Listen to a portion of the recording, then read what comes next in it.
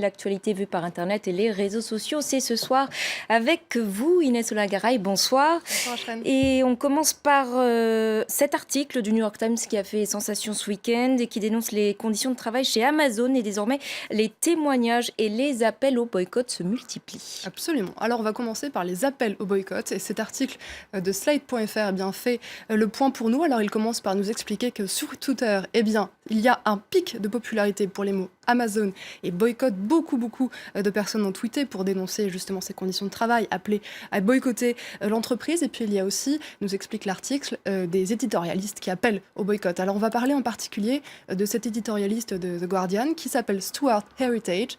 Et son article, eh bien, il s'intitule « Pourquoi je vais enfin boycotter Amazon ». Alors, ce qu'il nous explique, c'est que lui, eh bien, c'est vrai que le confort de pouvoir commander sur Amazon en pyjama a pris finalement le dessus sur son sens moral. Et il explique un peu plus loin dans l'article qu'on a tous un seuil de tolérance différent. Alors, si par exemple, ça touche le montant du salaire des employés, ça va toucher certaines personnes qui vont appeler au boycott. Si Amazon, par exemple, menace des petites librairies, ça va toucher d'autres personnes. Et lui, eh bien, il a le déclic en voyant ce qui s'est passé chez Amazon ces jours-ci, eh bien, que la compagnie ne respectait pas ses employés. Et ça, pour lui, eh bien, ça ne vaut plus le coup de donner son argent. Et c'est ce qui lui fait appeler à boycotter. Alors, sur Twitter, bien sûr, ça n'a pas échappé aux internautes, ce seuil de sensibilité. Comme celui-ci qui dit, David Bishop, qui dit... En fait, tout le monde savait déjà que dans les entrepôts de Amazon, eh bien, les conditions de travail étaient très mauvaises. Ils travaillent avec une chaleur insupportable qui approche les 40 degrés. Et ça ne les a pas convaincus, du moins de manière générale, ça n'a pas convaincu les gens pour boycotter massivement Amazon. Est-ce que ce sera le cas pour les conditions de travail des managers? Et puis, les appels au boycott, eh bien, ils ont aussi provoqué la réaction d'anciens employés. Alors là, on va sur le site de Vice.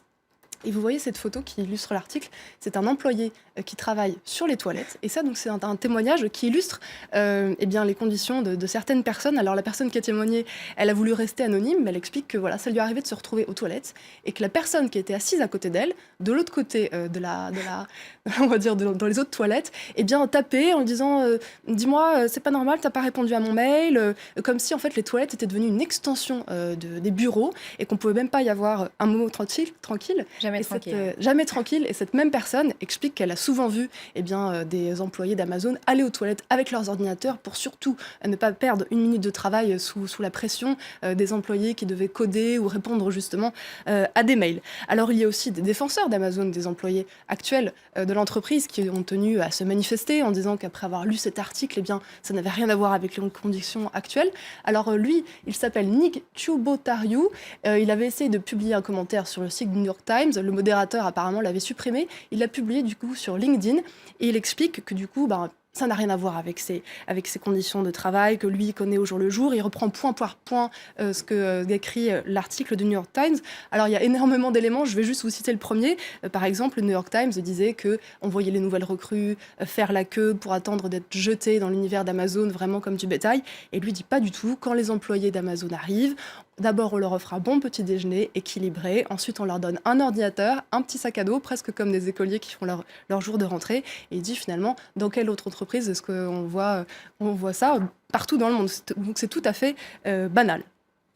On reste aux États-Unis, Inès, mais cette fois, on va parler de la mort d'un héros local, le Batman de Baltimore. Voilà, alors là, je vous emmène sur la une du Baltimore Sun. Alors, ça nous raconte en fait l'histoire de Leonard Robinson, c'est son vrai nom. Il avait 51 ans, il était très connu aux États-Unis parce qu'en fait, il rendait visite aux enfants malades dans les hôpitaux de la région, déguisé en Batman. Alors, un costume très très chiadé. Je vais vous le montrer. Il a même sa Batmobile. Alors, c'est une Lamborghini customisée avec la fameuse chauve-souris avec un intérieur jaune et noir. Vraiment, on se croirait dans le film. Voilà, absolument. Et puis, il avait été très médiatisé. En fait, il a été connu du grand public en 2012 parce qu'en fait, il s'est fait arrêter avec sa Batmobile sur la route parce qu'il n'avait pas des plaques conformes. Alors, vous me direz, pour une Batmobile, c'est normal, mais pas pour, on va dire, le citoyen lambda. Il a finalement expliqué sa situation aux policiers qui ont compris, qui finalement se sont amusés de la situation, l'ont pris en photo. Donc, il est devenu très connu à ce moment-là. Et puis, il est mort dimanche, en fait, avec cette même Batmobile. Il est tombé en panne au bord de la route. Et en descendant pour vérifier son moteur, il s'est fait percuter par une voiture. Alors, ça a créé beaucoup d'émotions sur Twitter. Beaucoup de personnes lui ont rendu hommage. Là, par exemple, on le voit en photo avec les petits-enfants à qui il rendait visite à l'hôpital. Et ce cet internaute qui dit que c'était un héros de la vraie vie, que c'est très triste ce qui lui est arrivé.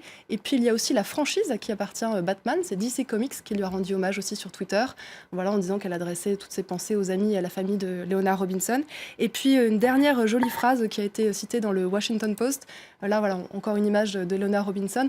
C'est un réalisateur qui a fait un petit documentaire sur lui et qui dit voilà, il était Batman, le seul super-héros qui en vrai n'a pas de super-pouvoir et qui est juste un héros naturellement, un peu comme Leonard Robinson. Merci beaucoup Inès Olagaray. Voilà, restez avec nous. Paris Direct continue dans quelques instants. À tout de suite.